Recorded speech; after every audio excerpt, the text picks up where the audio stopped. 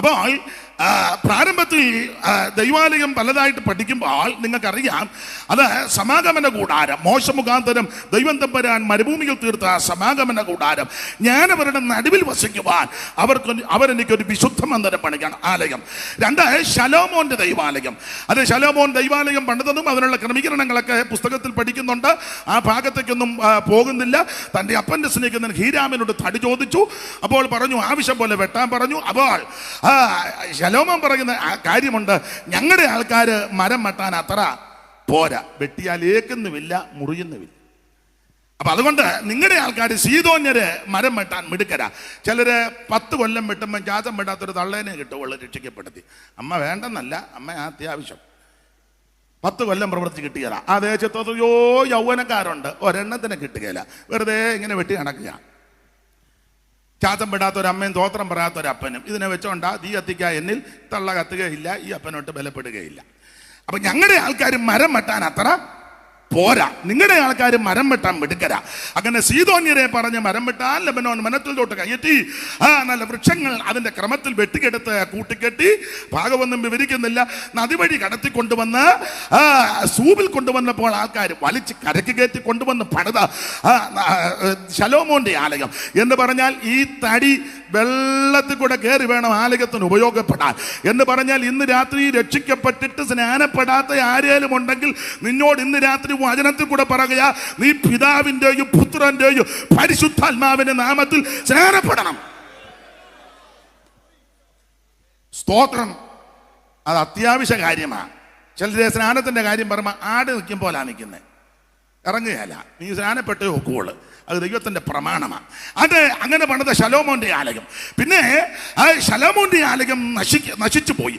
അത് ദൈവജനം പ്രമാണം വിട്ട് വ്യവസ്ഥ പറ്റി പോയപ്പോൾ പ്രവാചകന്മാർക്ക് ഒരു ദൂത് പറഞ്ഞു. യെരമ്യാ പ്രവാചകൻ ശക്തമായ ദൂത് പറഞ്ഞു, ഈ വിധത്തിൽ നിങ്ങൾ പോയാൽ ജാതികൾ നിങ്ങളെ അടിമകളാക്കും. യെരമ്യാവ് 25:12, 29:11, 36, 21 ആദിയായ വാക്യങ്ങൾ പഠിക്കുമ്പോൾ ഇവരെ പ്രവാസികളായി വിടുമെന്ന് ദൂത് പറഞ്ഞു. അനുസരിച്ചില്ല, അതുകൊണ്ട് ഇവരെ പ്രവാസത്തിലേക്ക് അയച്ചു. വീണ്ടും സെരുബാബേലിന്റെ നേതൃത്വത്തിൽ വന്ന് ദൈവാലയം പണിതു. നെഹമ്യാവ് മതിലിന്റെ പണിക്ക് നേതൃത്വം കൊടുത്തു, സെരുബാബേൽ ആലയത്തിന്റെ പണിക്ക് നേതൃത്വം കൊടുത്തു. ആ ഭാഗമൊക്കെ നിങ്ങൾക്കറിയാൻ തന്നെയല്ല, ഇതൊക്കെ നന്നായി പ്രസംഗിച്ചവരും പ്രസംഗിക്കുന്നവരുമായി ഇവിടെ ഇരിക്കുന്നത് തന്നെയല്ല. ഈ വിഷയമൊക്കെ ഞാൻ കണ്ടിട്ടില്ലെങ്കിലും പറഞ്ഞു കേട്ടിട്ടുണ്ട്. അപ്പച്ച നല്ല കണക്കിന് പറഞ്ഞാ പോയത്.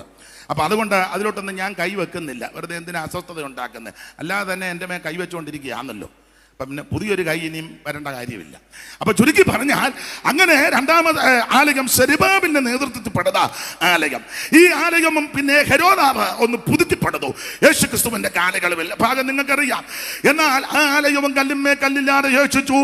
5ാമത് ഇവിടെ ഒരു ആലയമുണ്ട്. അത് തിമോഥെയോസിന്റെ ലേഖനത്തിൽ വായിക്കുന്ന ആലയം, സഭയാകുന്ന ആലയം. ഞാൻ വേഗത്തിൽ നിന്റെ അടുക്ക വരുവാൻ ആശിക്കുന്നു, താമസിച്ചു പോയാലോ സത്യത്തിന്റെ തൂണും അടിസ്ഥാനമുള്ള ജീവനുള്ള ദൈവത്തിന്റെ സഭയാകുന്ന ആലയം. ഈ ആലയത്തിന്റെ പ്രത്യേകത മൂലക്കല്ല് യേശു ക്രിസ്തുവാ. അപ്പോസ്തലന്മാരും പ്രവാചകന്മാരും എന്ന അടിസ്ഥാനത്തിന്മേൽ പണിതുകൊണ്ടിരിക്കുക. ഇത് പണിയുന്നത് സെൻട്രൽ പാസ്റ്റർമാരല്ല, ബഹുമാനപ്പെട്ട OM രാജുക്കുട്ടിയല്ല, കാവാലം പാസ്റ്റർ അല്ല, ഒരു ഉപദേശിയല്ല പണിയുന്നത് ദൈവത്തിന്റെ പരിശുദ്ധാത്മാവാ. ഇന്ന് രാത്രി ആത്മാവിന്റെ ശക്തിയാൽ അതിന്റെ പണി നടന്നുകൊണ്ടിരിക്കുക. ഈ പണിക്ക് വിരോധമായി ജാതീയ ശക്തികളാകട്ടെ, അന്ധകാര ശക്തികളാകട്ടെ, ഏത് പോരാട്ടങ്ങൾ എതിർത്ത് വന്നാൽ കർത്താവ് പറഞ്ഞു, ഞാൻ എന്റെ സഭയെ പണിയും, പാതാള ഗോപുരങ്ങൾ ജയിക്കത്തില്ല. ഇന്ന് രാത്രി ജാതീയ പോരാട്ടങ്ങൾ, ജാതീയ ശക്തികളെ അടിച്ചോടച്ച് ദൈവത്തിന്റെ പണി ശക്തിയോടെ വ്യാപരിക്കുക. ദൈവത്തിന് മഹത്വം, ദൈവത്തിന് മഹത്വം, ദൈവത്തിന് മഹത്വം. ഇതിന്റെ മൂലക്കല്ല് യേശു ക്രിസ്തു. അപ്പോസ്തലന്മാരും പ്രവാചകന്മാരും എന്ന അടിസ്ഥാനത്തിൽ പണിതുകൊണ്ടിരിക്കുക. പണിയുന്നത് കൗൺസിലൊന്നുമല്ല, പരിശുദ്ധാത്മാവാ. ഇപ്പോഴെന്നാ സഭ വളരാത്ത മുഴുവൻ കൗൺസിലിന്റെ പണിയാ. കമ്മിറ്റിയിലുള്ളവൻ അഭിഷേകം പ്രാപിക്കാത്തവനാ. ഇവിടുത്തെ കാര്യമല്ല. ഇവിടുത്തെ ആരും അഭിഷേകം പ്രാപിക്കാത്തവരുണ്ടെങ്കിൽ നിന്റെ കാര്യവും കൂടാ. രക്ഷിക്കപ്പെട്ട് സ്നാനപ്പെട്ട് ആത്മനിർമ്മലം പ്രാപിച്ച് വേർപാട് പാലിക്കുന്നവനാണ് അതിനകത്ത് കയറാൻ. അവൻ പ്രാർത്ഥിച്ച് പരിശുദ്ധാത്മാവിന്റെ നിയോഗത്തോടെ പണിയാൻ. Price the Lord. വിവരിക്കുന്നില്ല, സമയത്തെ ഭയപ്പെടുന്നതുകൊണ്ട് ഞാൻ അങ്ങ് അടങ്ങുക. ദൈവത്തിന് മഹത്വം. പിന്നെ ഇത്ര ദൂരെ ആയതുകൊണ്ട് അച്ചായം ജിബായി പിടിക്കുകയല്ലെന്ന് എനിക്കറിയാം. എന്നാലും അതിന് ഇടവരുത്തുകയല്ല, ഞാൻ വന്നെങ്കിരുന്നോളാം. അപ്പൊ ശ്രദ്ധിക്കുക, ഇത് പരിശുദ്ധാത്മാവ് പണിതുകൊണ്ടിരിക്കുക. ഈ ആലയവും ഇവിടുന്ന് മാറ്റപ്പെടും. ഏതാ? സഭയാകുന്ന ആലയം. അതാ നമ്മുടെ പ്രത്യാശ.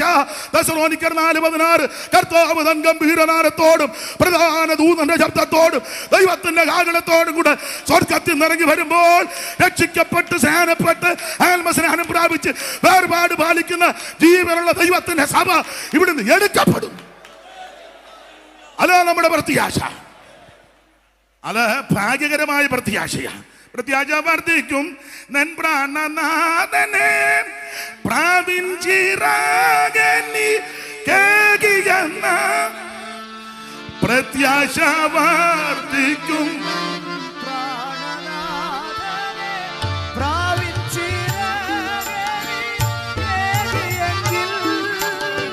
പറന്നു പോയിടും ഞാൻ ഈ മരുവിൽ സ്വർഗ്ഗനാട്ടിൽ വാഴുവാനായി.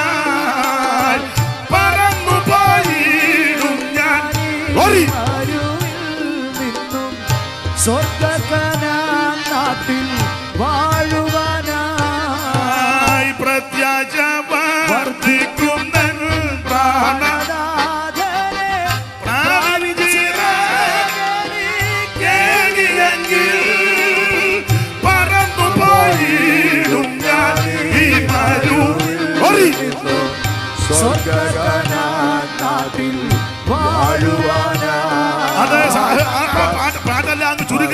അപ്പൊ നമ്മുടെ പ്രത്യാശ യേശുക്രിസ്തുവിന്റെ വീണ്ടും വരവാ.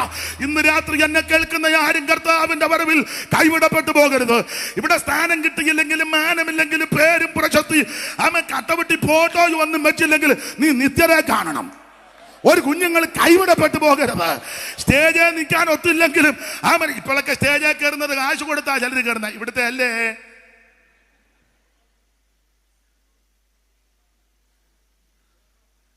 ഇത് വേറെ കേസാണ്.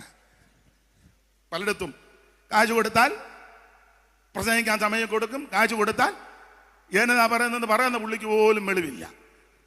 സ്തോത്രം. അപ്പൊ കാശ് കൊടുത്താൽ ഓർഡിനേഷൻ കൊടുക്കുമല്ലോ. വിമാനത്തിൽ വെച്ച് എൻ്റെ പുസ്തകക്രമം എന്ന് പറയുന്നത് അത് പിന്നെ പറഞ്ഞാൽ മതി, വിശ്വാസി പറഞ്ഞോളും. നീ കാശിഞ്ഞതാ തലേ അവിടെ വെച്ച് പ്ലെയിനെ വെച്ച് കൈ വെച്ച് അവിടെ വെച്ച് ഓർഡിനേഷൻ കൊടുക്കുക.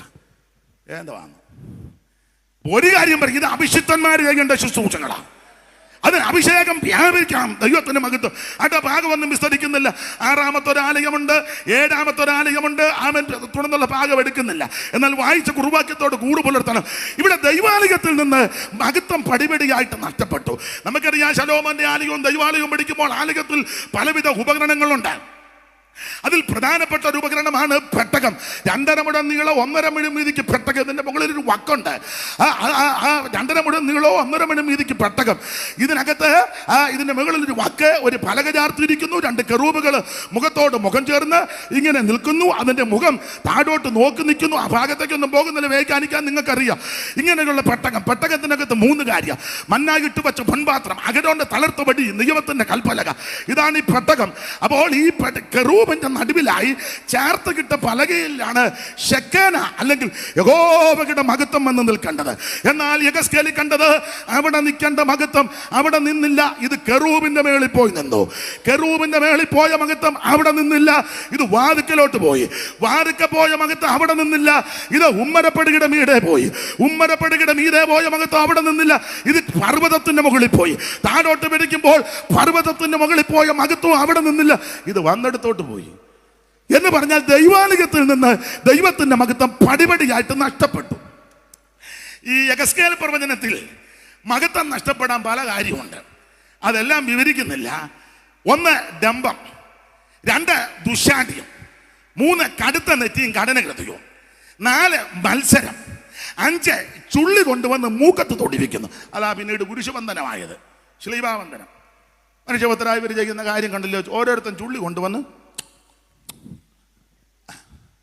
മുത്തിയ ചക്കയായി വന്നിരുന്നത്. എല്ലാം രക്ഷിക്കപ്പെട്ടല്ലോ, അത് വലിയ കാര്യം. ഇപ്പോഴും ചിലരെ കാണുമ്പം മുത്തം കൊടുക്കണമെന്നാണ്. അപ്പൊ എന്തായാലും ഒരു കാര്യം പറയാ, അത് ചുള്ളി കൊണ്ടുവന്ന് മൂക്കത്ത് തുടിക്കുന്നു. 25 പുരുഷന്മാർ മുതുകു തിരിച്ച് കിഴക്കോട്ട് നോക്കി സൂര്യനെ ആരാധിക്കുന്നു. ഇന്ന് രാത്രി ഒരു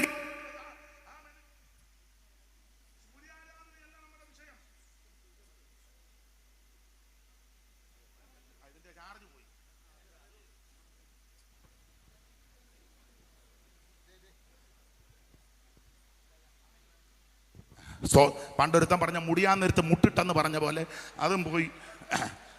അപ്പൊ ശ്രദ്ധിച്ചേ, ദൈവത്തിന്റെ മഹത്വം ഇതിനകത്ത് വെളിപ്പെടണം. അപ്പോൾ ചുരുക്കി പറഞ്ഞാൽ ഇവര് ഡംബത്തിന് വേണ്ടി ആഭരണം ഉണ്ടാക്കി.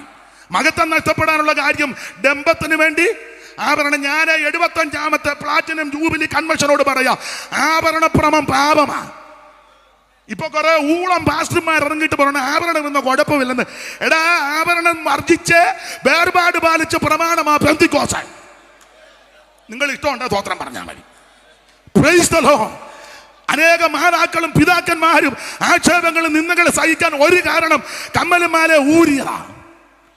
ഇപ്പൊ കാശുണ്ടാക്കാനും മറ്റ് തന്ത്രവും സൂത്രവും ഒക്കെ ഒപ്പിക്കാൻ പറയും. ഇടുന്നതുകൊണ്ട് കുഴപ്പമൊന്നും ഇല്ല. ചോദിച്ചാലും നേരിട്ട് പോകുന്ന ആൻസറും എല്ലാം കൂടെ ഉരുണ്ട് കളിക്കുക. ഒരു കാര്യം പറയാ, ആഭരണഭ്രമം അത് പാപം തന്നെ. ദൈവമക്കൾ വേർപാടിന് വേണ്ടി നിൽക്കണം. നിന്നാ നിനക്കും നിന്റെ കുടുംബത്തിനും ഒരു ദോഷവും വരികയല്ല. Price the Lord.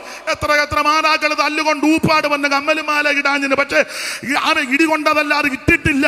ഇടിച്ച് അവറാച്ചൻ ഈ കൃപയിൽ വന്നു. അതാ ഈ മാർഗത്തിന്റെ ശ്രേഷ്ഠത.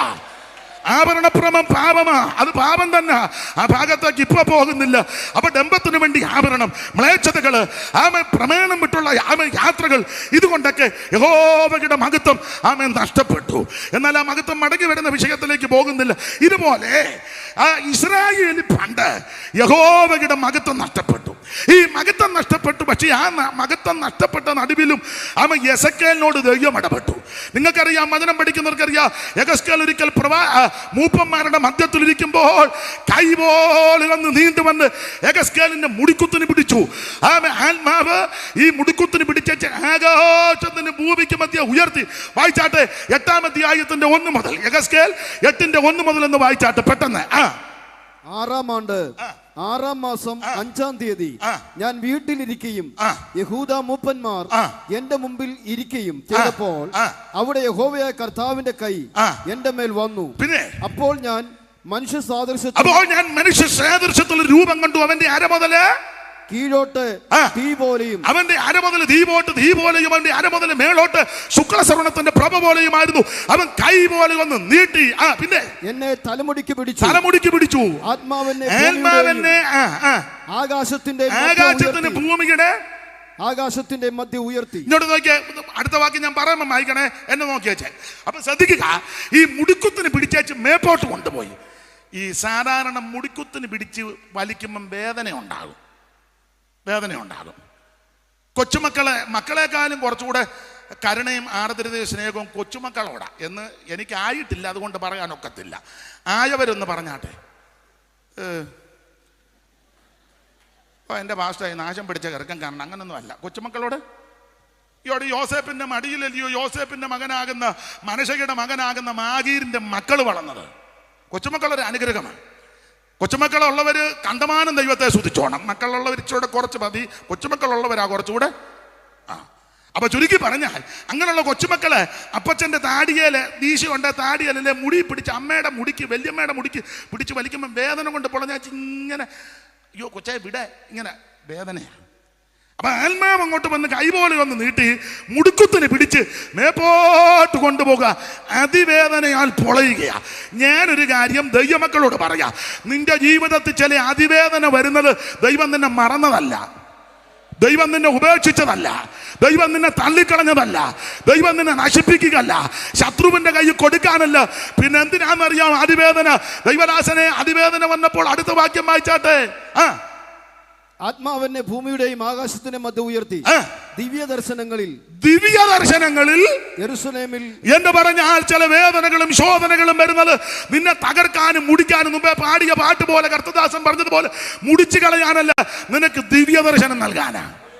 നിന്നെ ശുശ്രൂഷയിൽ ഒന്നുകൂടെ പുതുക്കി എടുക്കാനാ. നിന്റെ ആത്മിക പ്രവർത്തനങ്ങൾ ഒന്നുകൂടെ ശക്തീകരിക്കാനാ. ഞാൻ പിന്നെ ഒരു കാര്യം പറയാം, അതിവേദന വരുമ്പം കേസിനും കോടതിക്കും വഴക്കിനും പുക്കാറിനും പോകരുത്. നീ ചെയ്യേണ്ട കാര്യം ഞാൻ പറയാം. നിങ്ങൾക്കറിയാം, ഈ അനുഭവത്തിൽ നിന്ന് പറയാം. ശോധനകളും നിന്ദകളും പ്രതികൂലങ്ങളും വരുമ്പോൾ നിന്നെ മുടിച്ചു കളയുവാൻ, തകർത്ത് കളയും. ഈ ഭൂമിയുടെ മുഖത്ത് നിർത്തത്തില്ല, നശിപ്പിക്കുമെന്ന് ശത്രു നിനക്കെതിരെ തന്ത്രങ്ങൾ മെനയുമ്പോൾ നീ കേസിനും പോകണ്ട, മറുപടി പറയാനും പോകണ്ട, എതിർ പറയാനും പോകണ്ട, കോടതിയെ സമീപിക്കണ്ട, വക്കീലിന്റെ അടുക്കലും പോകണ്ട, കമ്മിറ്റിയും കൂടണ്ട, കവിടത്തിൽ കൊണ്ട നീ മുഴങ്കാലിൽ അങ്ങോട്ട് ഇരിക്കണം. ഇരുന്നങ്ങോട്ട് പ്രാർത്ഥനയിൽ പോരാടണം. നിനക്ക് വേണ്ടി യുദ്ധം ചെയ്യുന്ന ഒരു ദൈവമുണ്ട്, നിനക്ക് വേണ്ടി പ്രവർത്തിക്കുന്ന ഒരു ദൈവമുണ്ട്. പ്രാർത്ഥിക്കുന്ന നിനക്ക് വേണ്ടി ദൈവം അത്ഭുതം ചെയ്യും. ഇന്ന് രാത്രി എന്നെ കേൾക്കുന്ന ദൈവദാസന്മാരെ, അഭിഷിക്തന്മാരെ, ദൈവമക്കളെ, അവൻ ശക്തമായ പോരാട്ടം വരുമ്പോൾ നീ പ്രാർത്ഥനയിൽ പോരാടണം, മുഴങ്കാലുമേലിരിക്കണം. ഞാൻ അനുഭവത്തിൽ നിന്നാണ് ഇത് പറയുന്നത്. ഞാൻ പറയുന്നത് അതിന് വിട്ടെന്ന് ചിന്തിക്കരുത്. ഇങ്ങനെ ഈ സ്റ്റേജിൽ നിൽക്കുമെന്ന് പലരും ചിന്തിച്ചതല്ല. സ്തോത്രം. ഒരുത്തൻ പറഞ്ഞു ഇനി ഒരു സ്റ്റേജിലും കയറ്റിയല്ല. സ്റ്റേജല്ല, ഇവന് തീറാധാരം കൊടുത്തതാണ്. ഇവൻ എന്നാ ഡെക്കറേഷൻകാരനാണോ? എടാ, ഒരു കാര്യം പറയാം, നിന്നെ ഉയർത്താൻ ദൈവം പദ്ധതി ഇട്ടിട്ടുണ്ടെങ്കിൽ, നിന്റെ മേൽ ഒരു അഭിഷേകമുണ്ടെങ്കിൽ, നിന്റെ മേൽ ഒരു ആത്മശക്തി ഉണ്ടെങ്കിൽ, ഒരു ശക്തിയും നിന്നെ തകർക്കത്തില്ല. നീ എതിർക്കാനും ഉടക്കാനും പോകണ്ട, പ്രാർത്ഥനയിൽ പോരാടണം. ഞാന് പറയുന്നത് തെറ്റിദ്ധരിക്കരുത്. നിങ്ങൾക്ക് പിതാക്കന്മാർക്കും അച്ചാനുമൊക്കെ നന്നായിട്ടറിയാം. അഥവാ അപാകത കൊണ്ട് അത് ക്ഷമിക്കണം. മൺമറഞ്ഞ CS മാത്യു അവർക്കെതിരെ ശക്തമായ പോരാട്ടം ഉണ്ടായി. അപ്പോൾ താൻ വളർത്തിക്കൊണ്ടുവന്ന, താൻ ശുശ്രൂഷിപ്പിച്ച് കൊണ്ടുവന്നവർ തനിക്കെതിരെ നാടൻ ഭാഷ ടോർപ്പിട വെച്ചു. അമ്പലപ്പുഴ കോടതിയിലെങ്ങാണ്ട് ആ കേസെന്നാണ് കേട്ടതിന്റെ വെളിച്ചത്തിൽ പറയുക. എല്ലാവരും കൂടെ ചങ്ങനാശ്ശേരി ബോട്ടെ കയറി. എതിർകക്ഷികളും എല്ലാവരും ഒരു ബോട്ടല്ല. നമ്മളാന്ന് ബോട്ട് മുക്കും. ഒരു ബോട്ടെ കയറി അമ്പലപ്പുഴ. അന്ന് ഇവിടെ വല്ല ആലപ്പുഴ ജില്ലയുടെ കീഴിലാണ് കേസ് നടക്കുക. അപ്പം ഇവിടെ ആരോ സൂചിപ്പിച്ചല്ലോ, അദ്ദേഹം ഒരു ദൈവ മനുഷ്യനാണ്. തനിക്ക് എതിരെ എല്ലാവരും അണിനിരക്കുക. അപ്പം അതൊക്കെ ഉന്നം വെച്ച ആ ഒരു വരി എഴുതി. ഞാൻ പാടിയ തെറ്റും കരിയമ്പിളാവ് പാടിയാലും ഒക്കുമ്പോൾ സ്നേഹിതന്മാരെല്ലാം ശത്രു നിരകളില്ല അണിനിരന്നുദിനം പടപോരുതോ. സ്നേഹിതന്മാരെല്ലാം ശത്രു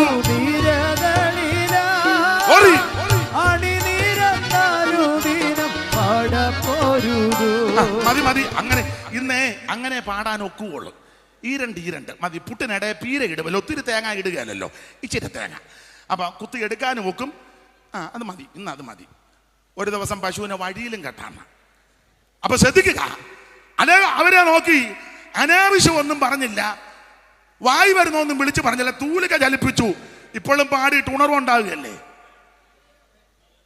ആ കേസ് പോയി. തനിക്കെതിരെ ആക്ഷേപങ്ങളും അപമാനങ്ങളും എല്ലാം പറഞ്ഞു. അന്നേരം ഞാനത് പാടിയ തെറ്റ് ഈ 2 വരി ഇടയ്ക്ക്. അപ്പൊ അദ്ദേഹം ഈ കാര്യങ്ങളെല്ലാം പറഞ്ഞപ്പോ അടുത്ത ലൈൻ എഴുതി മനസാ വാച കർമ്മണ. അത് പാടിക്കേ, ആ വരി പാടിക്കേ.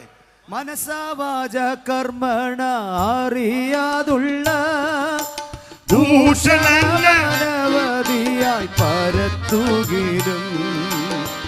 മനസാ വാച കർമ്മണ അറിയാതുള്ള ദൂഷണമനവധിയായി പരത്തുകിലും. അംഗമില്ല എനിക്കെന്റെ ജീവിതയാത്രയ്ക്കൊന്നും, അംഗമില്ല എനിക്കെന്റെ ജീവിതയാത്രയ്ക്കൊന്നും. ഭാവിയെ നോക്കി കണ്ട് പുഞ്ചിരി തൂകും. ഭാവിയെ നോക്കി കണ്ടു പുഞ്ചിരി തൂകും. അപ്പൊ ശ്രദ്ധിക്കുക, തനിക്കെതിരെ ഇങ്ങനെ ആക്ഷേപങ്ങളും അപമാനങ്ങളും എല്ലാം പറഞ്ഞ് തനിക്കെതിരെ തന്ത്രങ്ങൾ പറഞ്ഞു. പക്ഷേ ആ കേസിൽ ദൈവം അദ്ദേഹത്തിന് അനുകൂലമായി കേസ് അനുകൂലമായിട്ട് വിധിച്ചെന്നാ. തിരിച്ച ഇബദ്ധങ്ങളെല്ലാം കൂടെ ഒരു ബോട്ടല്ല തിരിച്ചു പോകുന്നത്. സ്തോത്രം. അന്നേരം ആക്ഷേപിച്ചുമില്ല, പരിഹസിച്ചുമില്ല, എതിരും ഒന്നും പറഞ്ഞില്ല. പഴമക്കാർ പറഞ്ഞുള്ള അറിവ് ആ തെറ്റുണ്ടായാലങ്ങ് ക്ഷമിക്കണം. അവരുടെയൊക്കെ ചെന്ന് കെട്ടിപ്പിടിച്ച് അവരോട് സ്നേഹിച്ച്, എന്നിട്ട് ഒടുവിലത്തെ ലൈൻ എഴുതി നാളിതുവരെ നീ ഓടി അധ്വാനിച്ചതും നഷ്ടമായി പോയിടല്ലേ വീടോടടുത്തു. നാളിതുവരെ നീ ഓടി അധ്വാനിച്ചതും നഷ്ടമായി പോയിടല്ലേ വീടോടടുത്തു. നിത്യ വീട്ടിലെത്താനീനി അല്പദൂരം മാത്രമേയുള്ളൂ. നിത്യ വീട്ടിലെത്താനീനി അല്പദൂരം മാത്രമേയുള്ളൂ. ആ സമയം പാഴാക്കാതെ ഉണർന്നു കൊള്ളുക. അനുഭവത്തിന്റെ വെളിച്ചത്തിൽ മൺമറഞ്ഞ CS മാത്യു അവர்களോട് ചേർന്ന് പറയാ, നിനക്കെതിരെ തന്ത്രങ്ങളും ആമൻ പ്രശ്നങ്ങളും വരുമ്പോൾ എതിർക്കരുത്, മറുപടി പറയണ്ട, ആമൻ കേസ് കൊടുക്കാൻ പോകണ്ട, ആമൻ പാര വെക്കാൻ പോകണ്ട, ഫേസ്ബുക്കിനകത്ത് എഴുതണ്ട, ഒരു കുന്തത്തിനകത്ത് എഴുതണ്ട. നീ ചെയ്യേണ്ടത് മുഴങ്കാലിൽ ഇരിക്കണം. ഉന്നതന് മീതെ ഒരു ഉന്നതനുണ്ട്, അവന് മീതെ അത്യുന്നതനുണ്ട്. അയ്യോ പറഞ്ഞു, ഇപ്പോഴോ എന്റെ സാക്ഷി സ്വർഗത്തിലും എന്റെ ജാമ്യക്കാർ ഉയരത്തിൽ നിനക്ക് വേണ്ടി യുദ്ധം ചെയ്യുന്ന ഒരു ദൈവമുണ്ട്. എടാ സീസര 900 ഇരുമ്പരുതങ്ങളുമായിട്ട് വന്ന് ഇവൻ പേടിപ്പിച്ചു. നിങ്ങൾക്കറിയാം, ഇവൻ പേടിപ്പിച്ച് ഇവനെ പറ്റി പറയുന്നിടത്തെല്ലാം 900 ഇരുമ്പുരണം. പക്ഷേ ആ യുദ്ധത്തിന്റെ ഒരു പ്രത്യേകത, താബോർ മലയുടെ മുകളിൽ നഫ്താലിയുടെ ശബുലൂന്റെ 10,000 പേരും ദെബോരയും ബാരാക്കൂടെ ചേർന്ന് ദൈവത്തെ മഹത്വപ്പെടുത്തിയപ്പോൾ താഴ്വരയിൽ ദൈവം ഇറങ്ങി യുദ്ധം ചെയ്തു. അവിടെ ഒരു വാക്യമുണ്ട്, വീരന്മാരുടെ മധ്യേ യഹോവയും എനിക്കായിട്ട് ഇറങ്ങി വന്നു. നിനക്ക് വേണ്ടി ഇറങ്ങി വന്ന് യുദ്ധം ചെയ്യുന്ന ദൈവമുണ്ട്, നിനക്ക് വേണ്ടി പ്രവർത്തിക്കുന്ന ഒരു ദൈവമുണ്ട്, നിന്നെ രക്ഷിക്കുന്ന ഒരു ദൈവമുണ്ട്. ഹല്ലേലൂയ. അതുകൊണ്ട് പ്രശ്നങ്ങൾ വരുമ്പോൾ തളർന്നു പോകരുത്. ഞാനൊരു 4-5 മാസമായിട്ട് പ്രഷറിന്റെ മരുന്ന് കഴിക്കുമായിരുന്നു. എന്നാൽ പ്രശ്നങ്ങൾ വന്നപ്പോൾ എനിക്ക് പ്രഷർ താന്നു. അതാ സാധാരണ പോരാട്ടങ്ങൾ വരുമ്പോൾ പ്രഷർ കൂടുക, എനിക്കങ്ങ് താന്നു. ഞാൻ ഡോക്ടർ ഉമേഷിന്റെ അടുക്ക ചെന്ന് പുള്ളി നോക്കിയിട്ട് 2-3 പ്രാവശ്യം അടുപ്പിച്ച് വിളിച്ചു. അന്നേരം ഒന്നും പ്രഷർ മേളിലോട്ട് വരുന്നില്ല. പുള്ളി പറഞ്ഞു, ഇനി മരുന്ന് കഴിക്കണ്ടെന്ന്. കൃപയാൽ ഇപ്പോൾ ഒരു കൊല്ലത്തോളമായിട്ട് പ്രഷറിന്റെ മരുന്നില്ല. സ്തോത്രം. നീ മുഴങ്കാലിലിരിക്കണം. നിനക്ക് വേണ്ടി യുദ്ധം ചെയ്യുന്ന ഒരു ദൈവമുണ്ട്, നിനക്ക് വേണ്ടി പ്രവർത്തിക്കുന്ന ഒരു ദൈവമുണ്ട്. നീ മിണ്ടാതിരുന്നാ മതി, നിനക്ക് വേണ്ടി ദൈവം മിണ്ടും. നീ ഒന്നും പ്രവർത്തിക്കേണ്ട, നിനക്ക് വേണ്ടി പ്രവർത്തിക്കുന്ന ഒരു ദൈവമുണ്ട്. അപ്പോൾ ഇത് മഹത്വം നഷ്ടപ്പെടാൻ ഇതൊക്കെയാ കാരണം. ഇതുപോലെ ഇസ്രായേലിൽ പണ്ട് യഹോവയുടെ മഹത്വം നഷ്ടപ്പെട്ടു.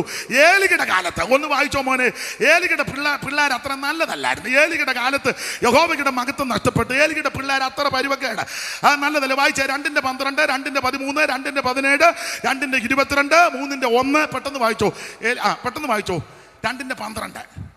പണ്ടൊരു അമ്മ ചോദിച്ചു, ഏലിയുടെ പുസ്തകമാണോ എന്ന്. അല്ലേ, ശമൂവേലിന്റെ 1-ാം പുസ്തകം 2:12. ഏലിയുടെ പുത്രന്മാർ നീചന്മാരും, എന്നാൽ ഏലിയുടെ പുത്രന്മാർ നീചന്മാരും യഹോവയെ ഓർക്കാത്തവരുമായിരുന്നു. ദൈവത്തെ ഓർക്കാത്ത 2 ഒരു കാര്യം ഓർക്കാം, ദൈവത്തെ ഓർക്കാത്ത ആരാ? കള്ളനാന്ന് മോട്ടിക്കാൻ ചെല്ലുമ്പോൾ എന്റെ ദൈവമെന്ന് പറഞ്ഞാ മോട്ടിക്കുന്നത്. ഈ പിള്ളേർ അങ്ങനെ പോലും ദൈവത്തെ ഓർക്കത്തില്ല. ദൈവത്തെ ഓർക്കാത്ത 2. നീ ദൈവത്തെ ഓർക്കണം, ദൈവത്തെ വിളിക്കണം, ദൈവത്തെ ഭജിക്കണം, ദൈവത്തെ സ്തുതിക്കണം. അങ്ങനെ ആ വാക്യം, യഹോവയെ ദൈവത്തെ മറക്കുന്നവരെ ഓർത്തുകൊള്ളു, ഞാൻ നിങ്ങളെ കീറിക്കളയും, വിടിവിപ്പാൻ ആരും ഉണ്ടാകത്തില്ല. നീ ദൈവത്തെ ഓർക്കണം. വേറൊരു വാക്യമുണ്ട്, നിന്റെ എല്ലാ വഴികളിലും യഹോവയെ നനച്ചുകൊള്ളുക, അവൻ നിന്റെ പാറകളെ നേരെയാക്കുക. ഒരു അനർത്ഥവും നിനക്ക് ഭവിക്കത്തില്ല, ഒരു ബാധകം നിന്റെ കൂടാരത്തിൽ അടുക്കത്തില്ല. പകൽ സൂര്യനെങ്കിലും രാത്രി ചന്ദ്രനെങ്കിലും നിന്നെ ബാധിക്കത്തില്ല. രാത്രിയിലെ ഭയത്തോയും പകൽ പരക്കുന്ന അത്രത്തോയും ഇരുട്ടിൽ സഞ്ചരിക്കുന്ന മഹാമാരി ഉച്ചയ്ക്ക് നശിപ്പിക്കുന്ന സംഹാരത്തെ നിനക്ക് പേടിപ്പാനില്ല. നീ ദൈവത്തെ വിളിക്കണം. ഏലിയുടെ പിള്ളേർ അങ്ങനെ പോലും ദൈവത്തെ വിളിക്കാത്ത 2. ഇനി ഇവരുടെ വിധങ്ങൾ 2:17 വായിച്ച ദൈവദാസനെ. ഇങ്ങനെ ആ യൗവനക്കാർ യഹോവയുടെ വഴിപാട് നിന്ദിച്ചതുകൊണ്ട് ഇവന്മാര് ദൈവത്തിന്റെ വഴിപാട് അങ്ങ് നിന്ദിക്കുക. ഇവർക്ക് ഇതൊന്നും വലിയ വിഷയമല്ല. കൺവെൻഷനോ കാത്തിരിപ്പോ ഉപവാസ പ്രാർത്ഥനയോ ഒന്നും ഇവർക്ക് വിഷയമല്ലെന്ന് നിന്ദിക്കുക. എല്ലാം ഞാൻ വിവരിക്കുന്നില്ല. നിന്ദിച്ച വിധം അങ്ങനെ. ആ ദൈവദാസനെ 13 മുതൽ വായിച്ചേ. 13 മുതൽ വിധം. ഈ പുരോഹിതന്മാർ ജനത്തോട് ആചരിച്ച വിധം ഇവന്മാരുടെ നടപടിക്രമങ്ങളാ. ഈ പുരോഹിതന്മാർ ജനത്തോട് ആചരിച്ച വിധം എങ്ങനെയെന്നാൽ, വല്ലവരും ഒരു യാഗം കഴിക്കുമ്പോൾ കഴിക്കുക എന്ന് പറഞ്ഞാൽ ഇവര് കഴിക്കല്, ഇവര് കഴിപ്പിക്കും. ചില കണ്ടിട്ടില്ല, സ്തുതിച്ചാട്ടെ. പുള്ളിക്ക് അനക്കമൊന്നുമില്ല. ഒരിക്കൽ കൂടി എടാ സ്തുതിക്കുന്നത് ഐമേനിയെന്നോ തിരുമേനിയെന്നോ ഓവർസിയറെന്നോ സൂപ്രണ്ടെന്നോ പ്രസിഡന്റെന്നോ കല്യാൺചിക്കെന്നോ കാവാലമെന്നോ ഓയം രാജുക്കുട്ടി അവർകളെന്നോ അങ്ങനൊന്നുമില്ല. ദൈവത്തെ സ്തുതിക്കുന്ന സകലരും ദൈവത്തെ സ്തുതിക്കണം. അവിടുന്ന് ആരാധനയ്ക്ക് യോഗ്യനാ. അവിടുന്ന് മാത്രമാണ് സ്തുതികൾക്ക് യോഗ്യൻ. തന്റെ മഹത്വം ദൈവം ആർക്കും വിട്ടുകൊടുക്കത്തില്ല. ഇന്ന് രാത്രി അവിടുത്തെ മഹത്വം നമ്മുടെ മേൽ ഇറങ്ങട്ടെ. എനിക്ക് ഇവിടുത്തെ കൺവെൻഷന്റെ ഒരു സന്തോഷം, യോഗ്യമായ വസ്ത്രം ധരിച്ച പാട്ടുകാർ നിൽക്കുന്നത് അഭിനന്ദിക്കുന്നു. ചിലയിടത്ത് എന്നാൽ ഇവൻ ഗുണ്ടയാന്നോ മുച്ചീട്ട് കളിക്കാരനാന്നോ ഇവൻ എവിടുന്നാ ഒന്നും പറയുന്നില്ല. എടാ ശുശ്രൂഷയ്ക്ക് നിൽക്കുമ്പോൾ അതിന്റെ യോഗ്യതയുണ്ട്. ഉപദേശിമാരെ കണ്ടാൽ ഇപ്പൊ അറിയത്തില്ലല്ലോ. കാട്ടാക്കുസ്തിക്കാരൻ നിൽക്കുമ്പോൾ ആ കരിയമ്പ്ലാവി നിൽക്കുന്നേ. നീ ഒരു ദൈവദാസനാ. സ്തോത്രം. അതിന്റെ യോഗ്യത കൊണ്ട് നിൽക്കണം. നിങ്ങളെ അഭിനന്ദിക്കുന്നു. അപ്പോൾ ചുരുക്കി പറഞ്ഞാൽ ഇവന്മാരാണ് നടപടിക്കുമ്പം വല്ലവനും ഒരു യാഗം കഴിക്കുമ്പോൾ വായിച്ചേ. മാംസം വേവിക്കുന്ന സമയത്ത് പുരോഹിതന്റെ ബാല്യക്കാർ കയ്യിൽ മുപ്പല്ലിയുമായി വന്ന് കയ്യിൽ മുപ്പല്ലിയായിട്ട്. എങ്ങനെയുണ്ട്? ബൈബിളൊന്നും ഇപ്പൊ കയ്യിലില്ല, മുഴുവൻ മുപ്പല്ലിയാ. പണ്ടൊക്കെ പ്രാർത്ഥനയ്ക്ക് ബൈബിളും പാട്ട് പുസ്തകമാണ്. ഇപ്പം വേറെ ഇടിപിടിയായിട്ടായി വരുന്നത്. പിന്നെ അങ്ങ് തോണ്ട് മാന്തു എന്തെല്ലാം വിനകൃതിയാ. എടാ ഒരു ശുശ്രൂഷയ്ക്ക് നിൽക്കുമ്പോൾ വേറെ പുസ്തകമായിട്ട് നിൽക്കണം. നിങ്ങൾ സ്വോത്രം പറഞ്ഞാലും ഇല്ലേലും എനിക്കിതൊന്നും വിഷയമല്ല. ഇനി പണ്ടൊരുത്തൻ തെങ്ങേന്ന് വീണ് തല അപ്പുറത്തെ പറമ്പിൽ പോയപ്പം പെമ്പള ഓടി വന്നവൻ, എൻ്റെ ദൈവമേ ഇതിലേത് വലുതോ വരാനായിരുന്നത്, ഇത് വലുത് എന്നാ വരാനാ, എനിക്കിനി എന്നാ വരാനാ വലുത്, പോടാ നിന്റെ പാട്ടിനെ, ഇനി എന്നാ വരാൻ. അതുകൊണ്ട് ഞാൻ ഈ ദിവസങ്ങളിൽ ഒരു തീരുമാനമെടുത്തത്, എനിക്ക് അവസരം കിട്ടുന്നിടത്തെല്ലാം തീർത്ത് പറയും. നീ ഇഷ്ടപ്പെട്ടാലും കൊള്ളാം, ഇഷ്ടപ്പെട്ടില്ലേലും കൊള്ളാം, നീ കൈ തന്നാലും കൊള്ളാം, കാല് തന്നാലും കൊള്ളാം, ഇത് കാര്യങ്ങൾ തീർത്ത് പറഞ്ഞേച്ച് വീട്ടിൽ ചെല്ലണം. Price the Lord. വല്ലവനും ഒരു ദൈവത്തെ ആരാധിക്കുന്ന എല്ലാവരും ആരാധിക്കണം. ഇത് വല്ലൊരു യാഗം കഴിക്കുക. വല്ലവനും ഒരു യാഗം കഴിക്കുമ്പോൾ മാംസം വേവിക്കുന്ന സമയത്ത് പുരോഹിതന്റെ ബാല്യക്കാർ കയ്യിലൊരു മുപ്പല്ലി വന്ന് കലത്തിലോ ഉരുളിയിലോ കുട്ടകത്തിലോ ചട്ടിയിലോ കുത്തും. മുപ്പല്ലി പിടിച്ചതൊക്കെ എടുത്തുകൊള്ളും. ശീലോവിൽ വരുന്ന എല്ലാ ഇസ്തിയോടും അവരങ്ങനെ തന്നെ ചെയ്യും. മേറസ് ദഹിപ്പിക്കുന്നതിന് മുമ്പ് പുരോഹിതന്റെ ബാല്യക്കാരൻ വന്ന് യാഗം കഴിക്കുന്നവനോട് പുരോഹിതന് ഒരു പച്ചമാംസം തരിക, വേവിച്ചതിന് വാങ്ങുകയില്ല. ഉടനെ പറയും മാംസം ദഹിച്ച് തീരട്ടെ, എന്നിട്ട് നീ ആഗ്രഹിക്കുന്നിടത്തോളം എടുത്തുകൊള്ളുക എന്ന് പറയുമ്പോൾ അവനവനോട് അല്ല ഇപ്പൊ തന്നെ തരണം, തന്നില്ലെങ്കിൽ ഞാൻ ബലാത്കാരേണ എടുക്കുമെന്ന്. ഇതൊത്തിരി കാര്യം നിന്ന് പറയണം. ഞാന് അയ്യോ സമയം, ഞാൻ ബാക്കി ഇനി പിന്നെങ്ങാനും വിളിക്കാന്നേ പറയാം, അത് മതി. ഞാൻ കൈ കൊണ്ട് കാണിച്ചു ഇച്ചിരി എടുത്തോളാം, അതുകൊണ്ട് ഞാൻ എടുക്കുക. ഒരു കാര്യം പറയാം, ഇവരുടെ നടപടിക്രമം ഒന്ന്, ഇവര് ദൈവത്തെ വിളിക്കുകയല്ല. എടാ സന്ധിയാകുമ്പോൾ നിന്റെ കുടുംബത്തിൽ കുടുംബാരാധന ഉണ്ടായിരിക്കണം. പെമ്പളെ അപ്പുറത്തെ റൂമിനകത്ത് മൊബൈലിൽ തോണ്ടേ, മാപ്പിള റോഡിൽ കൂടെ നടന്നാ തോണ്ടുന്നത്. കാരണം പെരിക്കാത്ത വേറെ കേസാ. അവൻ റോഡിൽ കൂടെ നിന്നെ പാമ്പ് കടിക്കും. നീ ഈ സന്ധ്യ വൈകിയ നേരത്തെ റോഡിൽ കൂടെ പമ്മി നീ പോയാ നിന്നെ എടാ സന്ധ്യയാകുമ്പോൾ പകല് മുഴുവനും നിന്നെ നടത്തിയ ദൈവത്തിന് മഹത്വം കൊടുക്ക. പകല് മുഴുവൻ നിന്നെ സൂക്ഷിച്ച ദൈവത്തിന് ആ കുഞ്ഞുങ്ങളെ കൂടെ വിളിച്ചിരുത്തി വട്ടമിട്ട് പാട്ടുപാടി ആത്മാവിൽ അങ്ങോട്ട് ബലപ്പെടും. നിന്റെ കുടുംബത്തിന്റെ സ്ഥിതിക്ക് ദൈവം മാറ്റം വരുത്തും. ദൈവം നിന്നെ ഉയർത്തും. ഇവരുടെ നടപടിക്രമം ദൈവത്തെ ഒന്നും വിളിക്കുകയല്ല. രണ്ട്, കയ്യിൽ എപ്പോഴും മുപ്പല്ലി എന്നുള്ളത് 3 എതളോട് കൂടിയ നീണ്ട കമ്പിയാ. ഇതിന് ലേവ്യ പുസ്തകത്തിൽ മുൾക്കൊളുത്തെന്നും പറയും. ഇതെന്തിനാന്ന് ചോദിച്ചാൽ കമ്മറ്റ് കൂടുമ്പോൾ കറിയാടെ പള്ളക്ക് കയറ്റാനല്ല. നമ്മുടെ ഈ മുപ്പല്ലി അതിനായിരിക്കുന്നത്. ഇന്ന് ഞാൻ അവനെ കുത്തും, ഇന്ന് അവനെ ഞാൻ കുത്തി മലത്തും. എങ്ങനെ? ഒന്നാ ഞാൻ എഴുതി മലത്തും, ഇല്ലേ ഞാൻ പിന്നെ എന്തുവാ പേരും കിട്ടുന്നില്ല. ഉണ്ടല്ലോ ഫേസ്ബുക്ക്, പിന്നെ വേറെ ഉണ്ടല്ലോ യൂട്യൂബ്, പിന്നെ വാട്സപ്പ്. നിന്റെ കുന്തം അടിച്ച് നിന്റെ പരിപ്പ് ദൈവം അളക്കും. നീ അഭിഷക്തന്മാർക്കെതിരെ ദൈവമക്കൾക്കെതിരെ നീ കളിച്ചാൽ നിന്റെ സന്തതിക്ക് ഗുണം വരികയല്ല. നിന്റെ സന്തതിക്ക് അവൻ ദോഷമേ വരുവുള്ളൂ. നീ ആവശ്യമില്ലാത്ത വലിച്ചു കെട്ടരുത്, സന്തതിക്ക് ശാപമുണ്ടാക്കരുത്. എടാ ദൈവം ഇടപെടും. ഈ വേറെ പുസ്തകം സത്യമാണെങ്കിൽ സത്യമൻ തന്നെ, അതിനൊരു തർക്കവുമില്ല. നീ അനുഭവിക്കും. അത് എഴുതുന്നവനാന്നേലും യൂട്യൂബർ ആന്നേലും പിന്നെ എന്തുവാ ഫേസ്ബുക്ക് ആന്നേലും ഏത് കോടാലി ആന്നേലും നീ മേടിച്ചു കെട്ടും. Praise the lord. നീ ചെയ്യേണ്ട ഒരു കാര്യം, നമ്മൾ ചെയ്യേണ്ടത് മുട്ടയിലിരുന്നോണം, മുട്ടയിലിരിക്കണം. Praise the lord, praise the lord. ദൈവം നിന്നെ സൂക്ഷിക്കും. കർത്താവിന് മഹത്വം. ഇവരുടെ നടപടിക്രമം മുപ്പല്ലിയായിട്ട് 3 നീണ്ട കമ്പിയ ഇത് ചാരി വെക്കുക. എന്തിനാന്ന് ചോദിച്ചാൽ യാഗം നടക്കുമ്പോൾ മാംസം വല്ലതും പൊട്ടിത്തെറിച്ച് ദൂരെ പോയാൽ അടുത്ത് നിൽക്കുന്ന പുരോഹിതൻ മുപ്പല്ലി എടുത്ത് പൊട്ടിത്തെറിച്ച് ദൂരെ പോയ യാഗവസ്തുവിനെ കുത്തിയെടുത്ത് യാഗപീഠത്തിൽ വെക്കാനാ. ഇവിടെ വെക്കേണ്ട മുപ്പല്ലി യവന്മാര് കൊണ്ട് കസ്റ്റഡി വെച്ചിരിക്കുക. ആര്? ഈ പിള്ളേ എന്ന് പറഞ്ഞാൽ ഇവന്മാര് ദൈവസഭയുടേത് മോട്ടിക്ക് വന്ന് അങ്ങനെയുള്ള ആൾക്കാരുണ്ട്. ദൈവസഭയുടേത് മോട്ടിക്കും. പണ്ടെടുത്ത സ്വോത്ര കാഴ്ച അടിച്ചു മാറ്റി എടുക്കാനല്ലേ പറഞ്ഞു. അവൻ എടുത്തോണ്ടങ്ങ് പോയി. സ്വോത്ര കാഴ്ച എടുക്കാൻ പറഞ്ഞു. അവൻ എടുത്തോണ്ട് നേരെ വീട്ടിലോട്ട്. അങ്ങനല്ലേ നമ്മൾ പറഞ്ഞു. ഇപ്പൊ സ്വോത്ര കാഴ്ച എടുക്കും. അവന് നേരെ എടുത്തോണ്ട് വീട്ടിൽ പോയി. ഒടുവിൽ ഇവനെ പിടികൂടിയോ പറഞ്ഞാടാ സൈമ, ഇവൻ ഏക്കുന്നില്ല. സൈമ, സ്വർഗത്ത് ചെല്ലുമ്പോ കർത്താവ് നിന്നെ പിടിക്കും. ഉടനെ അവൻ പറയാ സ്വർഗത്ത് ചെന്നിട്ട് വേണ്ടായോ? അപ്പൊ പിന്നെ കുഴപ്പമില്ല. ദൈവസഭയുടേതൊന്നും നിന്റെ കൈ കാണരുത്. നിന്റെ കൈ വെടിപ്പായിരിക്കണം. വെടിപ്പുള്ള കൈയും നിർമ്മല ഹൃദയവും. വ്യാജത്തിന് മനസ്സ് വെക്കരുത്. കള്ളസത്യം ചെയ്യരുത്. കള്ളസാക്ഷി പറയരുത്. കാണാത്ത കാര്യം കണ്ടെന്ന് പറയരുത്. ചെയ്യാത്ത കാര്യം ചെയ്തെന്ന് പറയരുത്. പറഞ്ഞാൽ ദൈവം നിന്നെ ന്യായം വിധിക്കും. Price the lord, praise the Lord. ശ്രദ്ധിക്കുക, ഇവര് ഇതെല്ലാം മോട്ടിച്ച് ദൈവത്തിന് ഹിതമില്ലാത്തത് ചെയ്തു. ഞാൻ ഇടയ്ക്കങ്ങ് പിടിച്ചങ്ങ് ആ ഭാഗം അങ്ങ് വിട്ടു നിർത്തുക. ഒടുവിൽ പ്രമാണം തെറ്റിച്ച് ഫെലിസ്തീനുമായിട്ട് യുദ്ധത്തിന് പോയി. ആ യുദ്ധത്തിൽ 4000 എണ്ണം പട്ടു. ആ പട്ടപ്പോൾ പെട്ടകം ഫെലിസ്തീന് പിടിച്ചുകൊണ്ട് പോയി ദാഗോന്റെ ക്ഷേത്രത്തിൽ വെച്ചു. അവൻ ഉരുണ്ട് താഴെ പോയി. പിറ്റേന്ന് വെച്ചപ്പോൾ കൈ ഉടലുമല്ല ഉമ്മരപ്പടി. ദൈവത്തിന് ഇപ്പം നേരെ ഇരിക്കാൻ മേല. അങ്ങനെയുള്ള ദൈവമാണ്. നേരെ ഇരിക്കാൻ ഇല്ല. ചുരുക്കി പറഞ്ഞാൽ ഒടുവിൽ ഇത് ബാലേഹൂദൽ കുന്നുമേൽ അബീനാദാവിൻ്റെ വീട്ടിൽ കൊണ്ട് കെട്ടി. പശുക്കളെ കെട്ടിയ ചരിത്രം ഞാനിപ്പോൾ പറയുന്നില്ല. സ്തോത്രം. പശുക്കൾ വണ്ടി വലിച്ചെന്ന ചില സ്ഥലത്തൊക്കെ പെണ്ണുങ്ങളല്ലയോ ഇത് നിയന്ത്രിക്കുന്നത്.